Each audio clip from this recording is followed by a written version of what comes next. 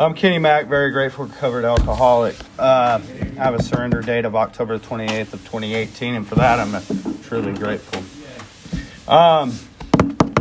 Supposed to kind of tell what it's like, what happened, and what it's like now. I give out a disclaimer. This is kind of my experience.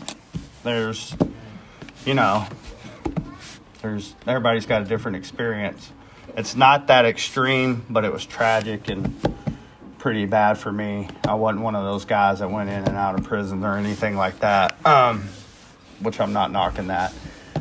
But, it takes what it takes, right? I just,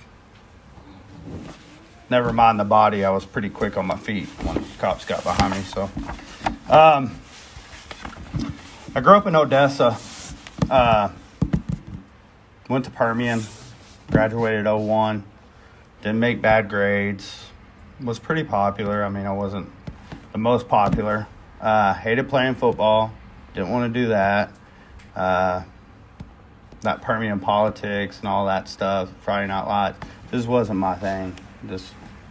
My dad was, and still is, one of us, and I hope he gets help one of these days, but he's not my inventory to take. Where I think it's genetic is I see it in my family tree on both sides, my mom side and my dad's side. He's got some brothers. They're functional. I got an older sister that's an alcoholic. I got a middle sister that's married to a preacher, so go figure. I guess it skipped her. My mom's normie. But her dad was very much one of us. So, and I have a brother, or her brother was 22 years sober in this program. I think it's 21 or 22 years. So I knew it worked. I was in and out. Growing up, let me backtrack. I'll be all over the place. I'm not a public speaker. I've done this like 5 or 6 times in my 3+ years being sober. And I was telling Emily on the ride over here that this is the first time my mind's blank. That could be a good thing, could be a bad thing. We'll see how it goes. It's probably a good thing, maybe. But growing up, where we talk about the bedevilments on 52, the unmanageability, right? I'm prey to misery and depression. I couldn't control my emotional nature. All those things. I was full of fear. That was brought on real at an early age. I can look back and say, yeah, I had, the unmanageability, internal conditioning. My mom's a pretty good Bible thumper, and with feeling like that at a young age, and it just never. It's not that I didn't believe in God. I didn't want to have nothing to do with him because I didn't know why I felt the way that I did. And I sure didn't talk about it, right? I didn't want to be weak.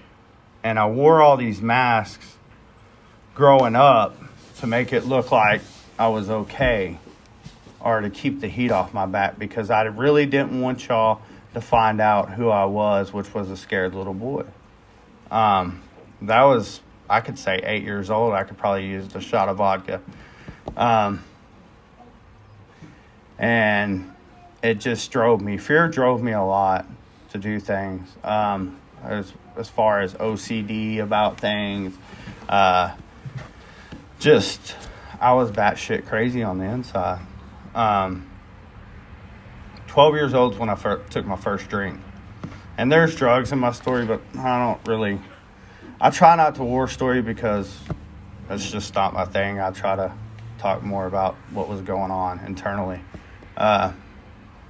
I got drunk the first time at 12 years old. My grandpa owned a liquor store in a small town in Rankin, Texas, and I stole a bottle of Everclear. I don't know why Everclear, looking for the strongest, biggest bang for your buck, and it was blackout. I don't remember anything, and it wasn't pretty the next morning, and he worked me all that summer because he had caught me doing it. But I remember, I say drugs and alcohol saved my life because I would have these morbid thoughts of suicide at probably like 10, 11 years old on.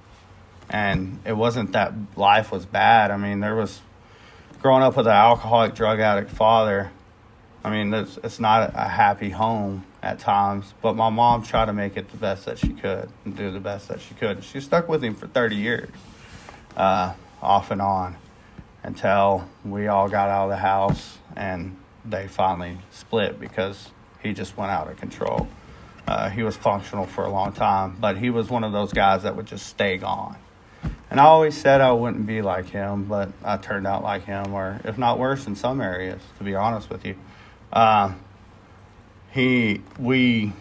So if it weren't for drugs and alcohol to give me that solution and that temporary ease and comfort, even though it's devastating, causes problems and stuff in marriages and relationships, but it kept me from killing myself, in all honesty, a lot of times, and from very early on. So that was my solution to things, drugs and alcohol. I drank all through high school, would skip school to go drink. Made good grades, wanted to be a lawyer. From a very early age. That should tell you I'm an alcoholic enough in there.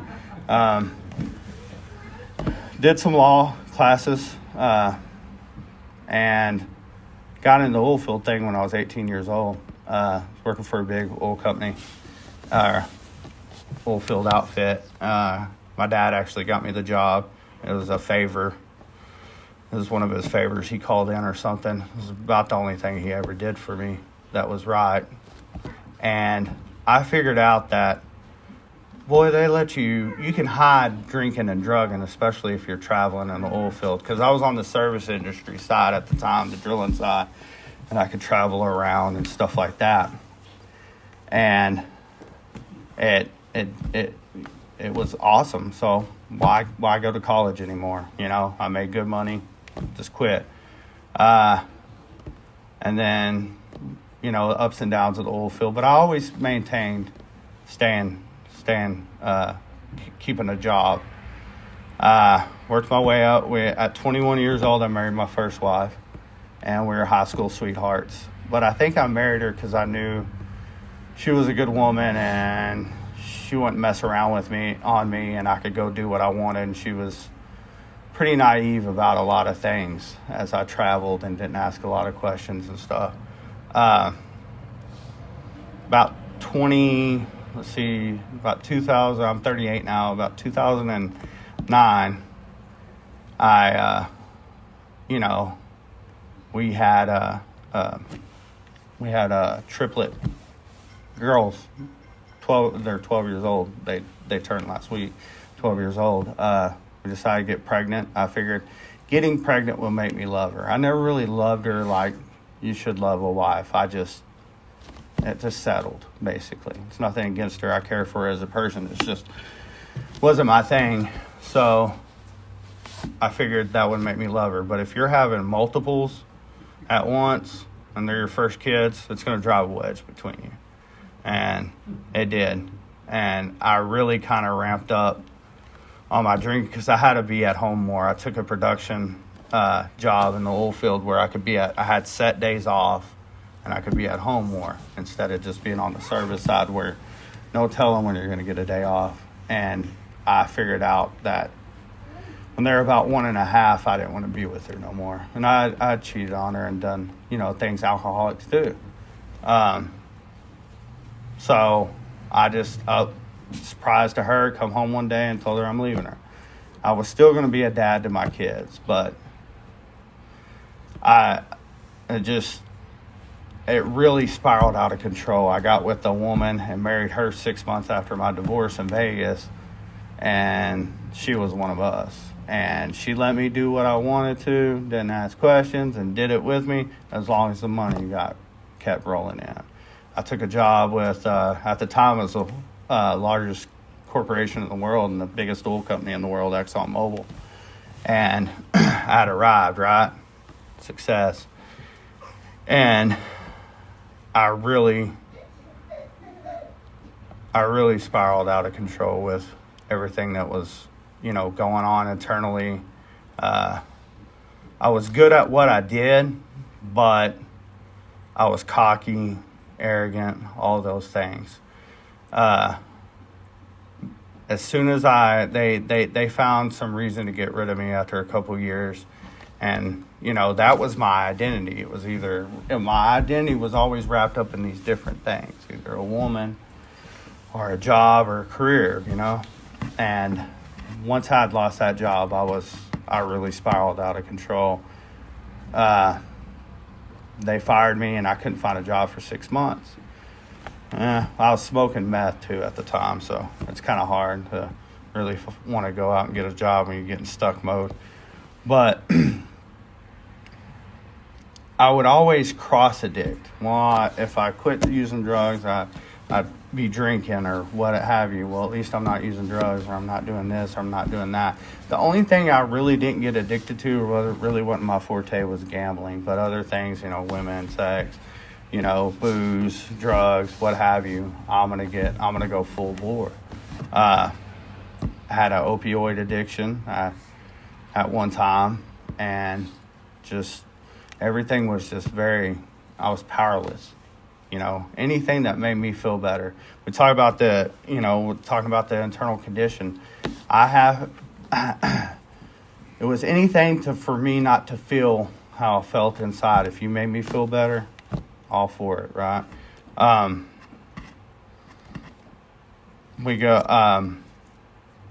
soon as all that dried up, and she, kicked me out. My first rehab stint was some all-Christian one. I left after a week. It was a year-long program. Wasn't my thing, because I'm not really into the God thing, right? Second one was too low bottom for me. And luckily the company, ExxonMobil, kept me, because my boss at the time cared about me, so he kept me on insurance for like 6 months to try to get help. So my first 12-step rehab center stay was over there in Midland, and luckily I had insurance. I got in, went sober living for a month and all that, but then I chased a job, and I really didn't want to do it. I tried an NA program, and I really just I thought I had a drug problem, but I didn't want to put in the effort. I thought if I detox, everybody gets off my back, I get the job, I maybe get the woman back, I get this back or that back, everything will be okay, right? And it didn't work out. I made it about 90 days sober, moved to Hobbs, New Mexico, and I'm back off to the races again, because let's go move where you can buy liquor 7 days a week and, till 11:30 at night every night. And one of the meth capitals of the world. But anyway, moved there. That didn't work out. It wasn't, 3 months after being sober, I'm back in same treatment center. I went to the same treatment center 5 times in the span of 2 years before actually doing this deal. It's pretty embarrassing. You go through one time, you go there 5 times, you should be teaching the curriculum by then. Because, I knew everything. I had a counselor tell me that. She goes, there's a career in recovery, but it's not as a client. I mean, my buddy told me the other day that it was about $80,000 worth of treatment. My big book cost me $80,000.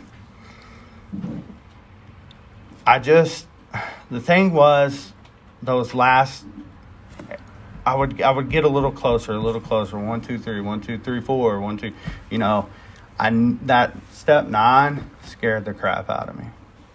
It's not that I didn't want to own my stuff. It's just, I didn't know if I wanted to feel the emotion sitting across from somebody and telling them everything that I did and seeing them hurt and going through all that. The men's part really scared the crap out of me. And the God thing. This last time, I'll go back to my last relapse and pick up from there. Sorry, I'm all over the place. We went, I was living in sober living in Midland. It was going to be, my 3rd time living there in sober living. My fourth time in treatment there, after I had just got 90 days. It was about 91 days. And I'd finished IOP, all that stuff. And had a job and I quit it because it was beneath me. I was busting up concrete and all this other stuff. And I remember telling one of the guys, this manual labor it's not for me. So I used to sitting in my truck and not doing nothing. And I was fixing to take a job with another oil company, an independent oil company that offered me a job. And I just interviewed with them and everything. And I was getting my hair cut. And you know where in Jim's story when it talks about suddenly hits, and suddenly just hit me. I wasn't working the steps. I had just fired my sponsor. Really wasn't working with my new sponsor. And just, sponsor hopping, doing what we do. And we had there was a liquor store right next to the place that I got my hair cut at. And I said, well, I can get away. No one's home at the sober house. I can get away with drinking. Went in there, bought some, and I got cargo pants on. They're like the purse for a man. I can fit all those little bottles in there. So I got them, and I get pretty lit, but I don't think anyone noticed. She's living here at the time, and she had an inkling because she would FaceTime me every night, but she didn't know, and she knew I wasn't doing what I was supposed to be doing. I got next day, where they say the cliche crap you hear in here that I always thought was bullshit. You pick up right where you left off and you'll go further. It's true. Physically, mentally, spiritually, everything. I picked up right where I left off. Wasn't like a hangover. It was like withdrawal. Had the shakes, DTs, couldn't hold down water, and it was on me. Woke up the next morning and it was on me. So what do? Go right back. But I missed my mark. I think I blew a 2.285 at the sober house because she called them crying because I answered FaceTime and was all screwed up. And there's no hiding it with me. And they breathalyzed me. And they said I just took off walking. I don't remember. And I vaguely remember taking off walking and going to get more booze. And I wake up 3 days later in a field out in the middle of nowhere in Midland, Texas, with a bleeding ulcer. My liver's shutting down. My eyes are yellow. My feet are swollen. And I'm dying. And I had been 90 days sober. And I think that was an act of God to not scare me, but just maybe hit that rock bottom or whatever. It was October, but it was kind of warm. And there was mosquitoes all in that bloody throw up. So I looked like I had chicken pox or shingles all over me when I went back into rehab. Sorry. I thought I was going to go back in, detox, and they let me back into sober living. And then I do the deal, right? Because I know what to do. I know how to stay sober. What are they going to teach me? And she got on the phone with the counselors and stuff, and they weren't going to let me. She was probably going to leave me. That's what I thought. And they made me stay the 30 days. I was mad. I didn't want to be there. This time I wasn't using rehab as a crutch. I wasn't using it to kick my feet up to duck child support. I wasn't using it to duck the feds I thought was following me at one time, or the ex-wife, or this or that or the other, or any things that I shouldn't have manned up and handled. I was in there and didn't want to be in there. And then they told me, well, you can't go back into sober living here. You've used up all your chances. We got a waiting list, and that bed's taken. And I barely got to stay there. And the only place for me was a state-funded 18-month program that's kind of like a prison-style type deal, even though I hadn't been in trouble. I forget what it was called. Or go to Kerrville. And I didn't want to go to Kerrville. But that's where God, He gives you what you need, not what you want. Go to Kerrville. And it's not what you do in treatment, obviously. It's what you do out. And I really, really wanted to stay sober. I just didn't want to do the work. This time, I was out. I mean, it was death. I remember, though, when I woke up in that field and she made me walk and get help. And because I called her, hey, come get me. No, she threatened everybody. She ran everybody off. No one would come get me. I remember walking past an overpass because I have no car. I've lost that. I don't lose it. I gave it away. I gave away everything for drugs and alcohol. I abandoned my children for 3 years. I've ruined relationships. I've got a house foreclosed on. I've had cars repossessed. And I used to make bukus of money. And I was either, sober living or being homeless. But I remember waking up in that field and walking by an overpass. And I didn't even have shoelaces in my shoes. And thinking about jumping over that overpass and diving head first and just ending it all. Because I was so disgusted. But I figured my ass is like a cockroach and I'll be a vegetable and live, and she'll have to wipe my ass for the rest of my life, and that's not fair for her. And I heard God say, well, it's kind of a whisper in my ear, probably for the first time. It was a thought, whatever. I don't know. But it just come to me that, well, maybe you should give this a try so she doesn't have to bury you. Your mom doesn't have to bury you. And your kids may or may not even go to your funeral. They don't even know you anymore. So it was like, give it a shot for them. I know they say in here you got to do it for yourself, and obviously on this track now that I'm on, I am doing it for myself and my relationship with God and to help the newcomer. But at first I wasn't doing it for myself. I was doing it for other people. It talks about it in the family, that working with others and family afterward and stuff about, that we ought to stay sober. Wife, no wife. Job, no job. I got to stay sober. I didn't know she was staying with me, but out of respect for them, I'll give it a try. And I made kind of a promise in my head to God that day that maybe I would actually work the steps and see what happened. And the God of your own understanding, that my conception of God, I was hip to. So it's evolved since then. I went to Kerrville, started going this one meeting place, really wasn't feeling it there, and then became a member of the Outpost over there in Ingram. Our sober house was pretty close to it. I ain't got no car, and if guys were going to it, I'd hitch a ride, but if I had to walk, I'll walk. We're willing to go to any lengths for victory over alcohol ride. So I found a sponsor there. It was under the Raymer lineage, and started working the steps. Started doing it pretty quick, but it was thorough. This guy didn't have a lot of time for me.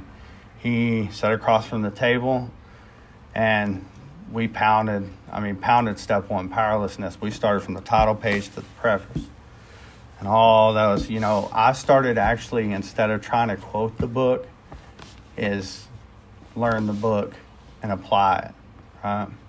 I'm trying to keep an eye on the time too, sorry. This guy made time for me, and I saw something in him. It wasn't his car. He wasn't driving a nice car. He drove a fucking minivan that was older than crap. He used to have nice cars and stuff, but he was happy, joyous, and free, and that's what I wanted. I didn't want for the first time in my life, I wanted to be happy.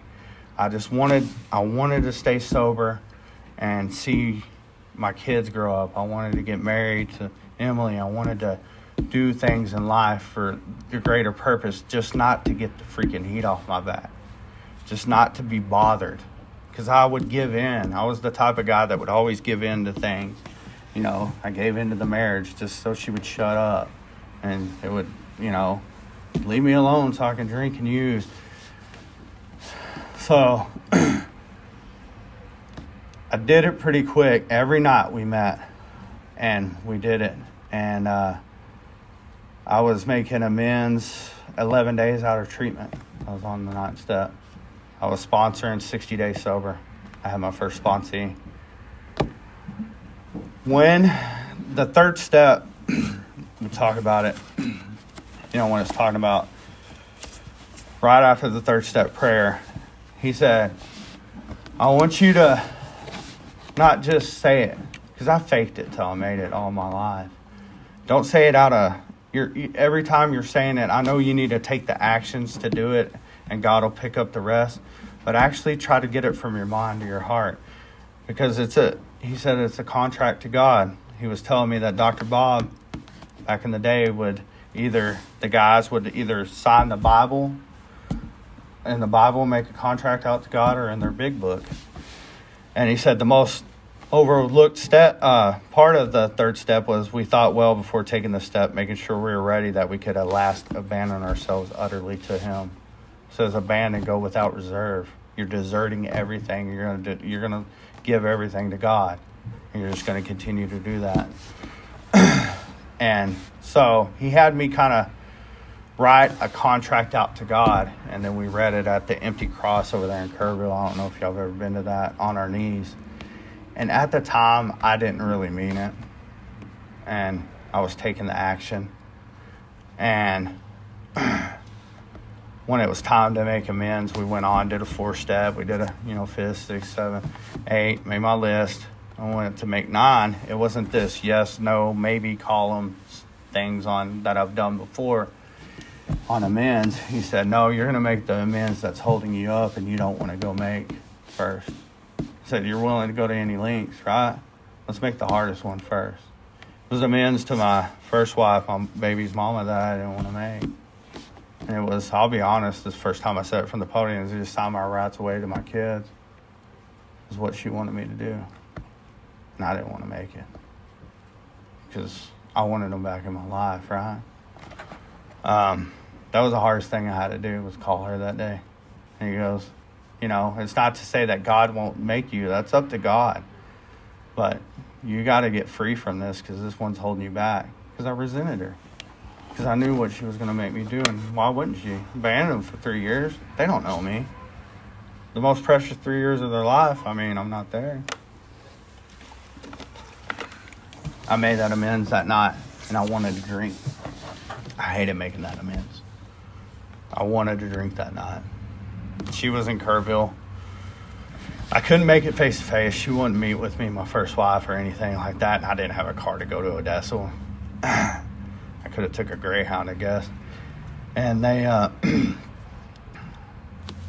she said, yeah, that's what she wanted me to do. I knew that's what she was going to ask me to do. That's what she wanted me to do. And I wanted to drink. It was funny because my roommate in Sober Living had bought a whole bunch of McCormick vodka when he got his disability check and went to town. Well, it was all in the closet and stuff, and I had to go pour that stuff out, and I wanted to drink it after making that amends, but I poured it out anyway. And I get these guys and and it was me too, that I think I'm going to get this by osmosis, and that God's just going to emanate things, and the obsession is just going to be removed. There's just going to be some uncomfortable moments. That's my experience. I'm going to have to move through those uncomfortable moments to get through the other side. And I'm going to be tested sometimes by my greatest temptation. I love McCormick vodka. Don't ask me why. Grey Goose was probably better, but hey, kerosene's good. I poured it all out, and I still wanted to drink. And I remember she was about to leave, and I started crying. And I'm not a crier. And I told her, I said, I don't want to drink. I just told her that. And it freaked her out. I said, but if something doesn't happen pretty quick, I'm going to drink. And I've heard people make amends, and they've had their spiritual awakening on this step or that step. But, it talks about it in the 9-step promises, that we'll be amazed before we're halfway through. But I've made just one amends. And I can't work the steps quick enough, right? I can't make all my amends in one day. I'm still working on, there's there's some that still pop in my mind, and I'm like, whoa, I forgot about that one. And I go and make it. But so they had, she left that night. Before she left, we were walking around the Guadalupe River on this park, and it was right before Christmas. And it's all lit up and stuff, and I just start praying. And it was that contract to God, pretty much. And I had hit my knees, and she was holding my hand. I'd never prayed with another woman wanting a prayer. I'd pray that, doing the step work, but not. And that's when it went from my head to my heart. The next morning, I still wanted to drink when I went to bed. There's a guy on page 56. I read this every time I talk. Talks about this minister's son that was an atheist. And this was me the next morning. It said, he's questioning God, and I started questioning God, but that next morning was something different. If there's a God, he certainly hasn't done anything for me, but later alone in his room, he asked himself this question.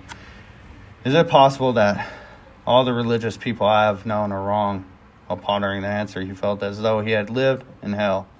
Then like a thunderbolt, a great thought came. It crowded all else.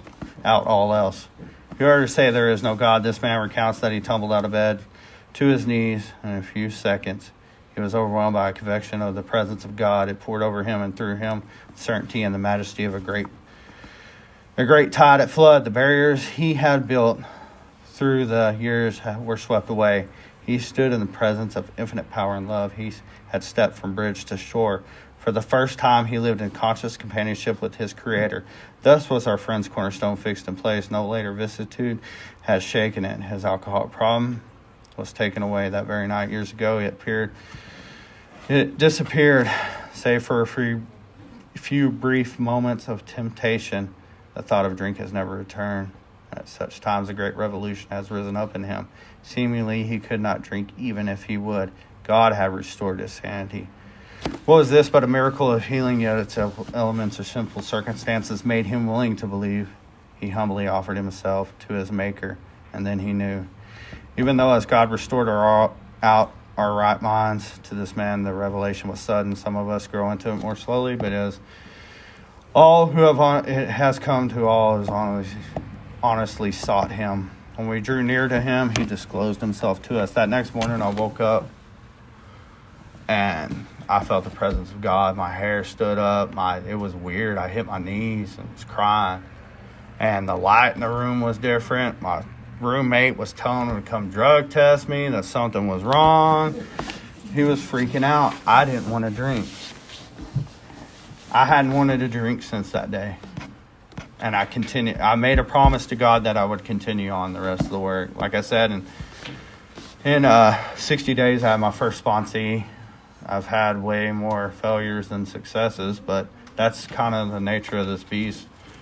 That's the sad thing about this thing. 4 months after being in Kerrville, I couldn't afford to live there.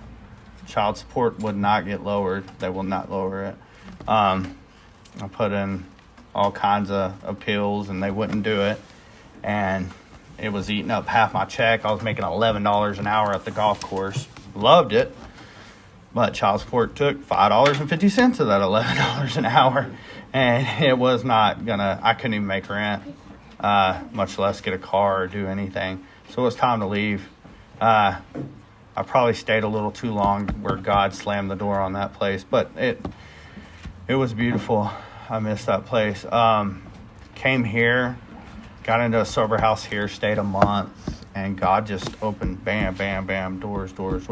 Never thought about going back to the oil field. Never thought about going to work for another oil company, anything like that.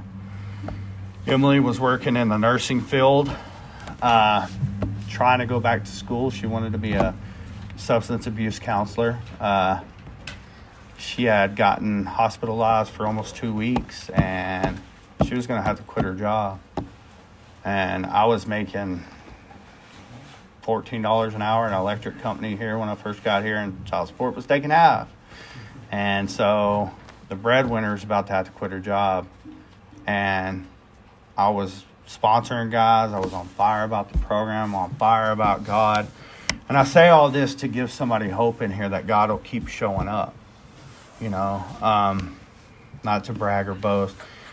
We didn't think about the oil field. Hell, when I got here, I've never worked in fast food. I was applying at Subway, whatever. I needed a job, right? When she had to get her job quit, I got a phone call 2 nights before you left the hospital.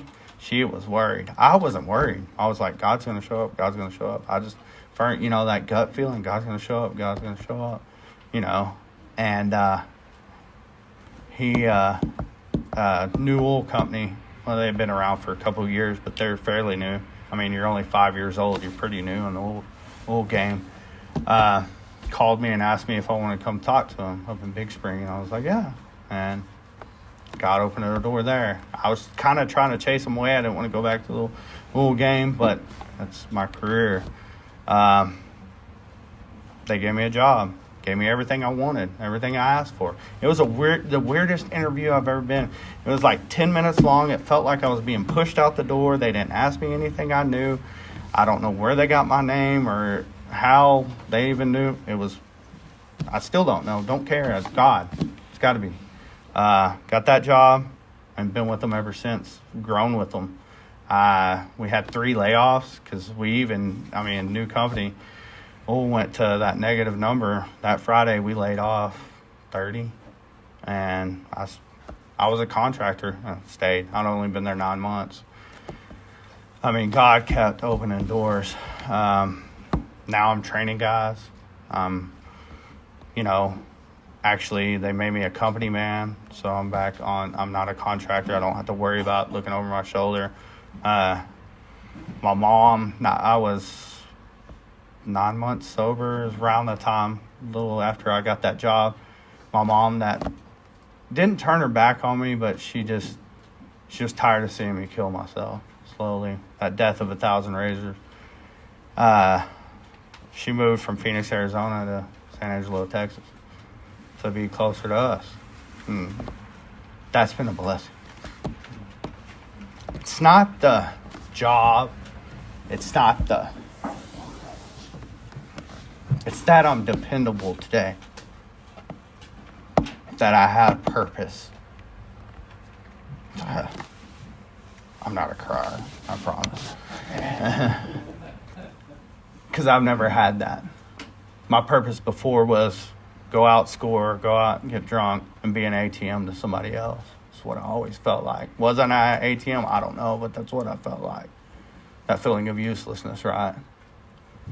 That self-pity. To see newcomers, to see people in my group, Adam kicking butt, Jeremy, Jose. I got to take Jeremy do H&I. We're active. San Angelo Solutions Group pretty active. We do H&Is at Journey Rehab. My wife graduated, got her substance abuse. She's a substance abuse counselor. She didn't have to work she still don't have to work. God's blessed us. And it's not that I made way more money when I worked at ExxonMobil, but it's that I'm not spending on booze and drugs, and I'm pretty frugal and pretty cheap. I don't go and buy a brand new diesel truck. I bought her a new truck. I do things. I do what God would have me do. I carry the message.